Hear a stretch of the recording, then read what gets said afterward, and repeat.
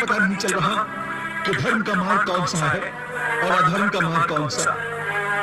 मुझे ज्ञान के इस अंधकार से निकलने का रास्ता दिखाओ केशव, रास्ता दिखाओ।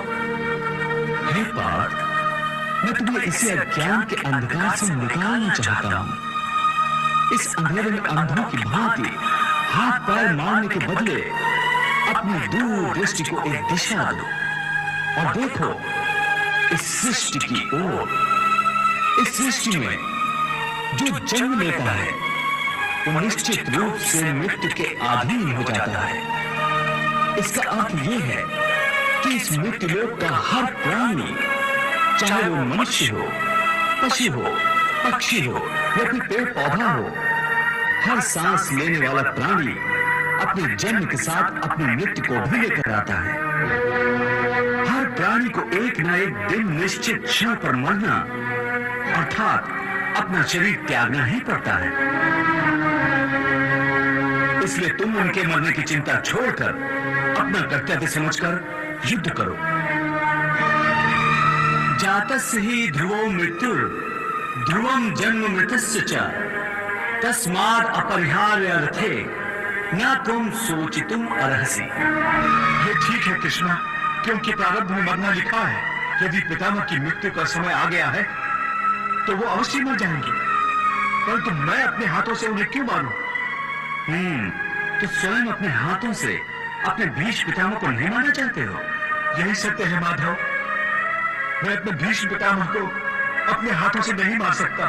तो ठीक है, मत मारो, परंतु पहले मुझे ये तो बताओ कि कौन है तुम्हारे भीष्म पितामह? कहां है तुम्हारे भीष्म पितामह?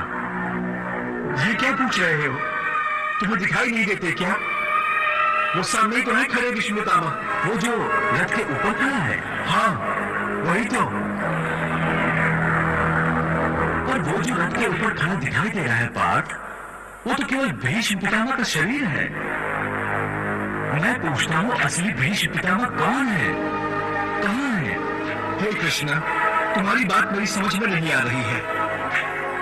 वो जो दिख रहा है वो भीष्म पितामह नहीं है, केवल शरीर है। इसका अर्थ है कि भीष्म पितामह कोई और है। अवश्य, यही तो मैं समझा रहा हूं मैं। देखो ध्यान से, देखो उस शरीर में जो प्रकाश है जिसे आत्मा कहते हैं, मैं तुम्हें दिव्य चक्षु प्रदान करता हूं।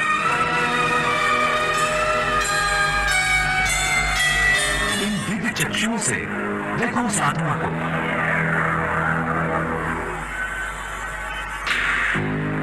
जो शरीर के अंदर आत्मा है, जो प्रकाश है, वही है असली भीष्म पितामह।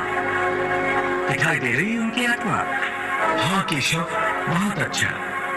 अब देखो, यदि मैं अपने सुदर्शन चक्र से भीष्म पितामह का शरीर काट दूं, तो केवल उनका शरीर मरेगा, परंतु उनकी आत्मा का प्रकाश नहीं बुझेगा। देखो, मैं तुम्हारे इन दिव्य चक्षुओं को ये दृश्य सजीव करके दिखाता हूं।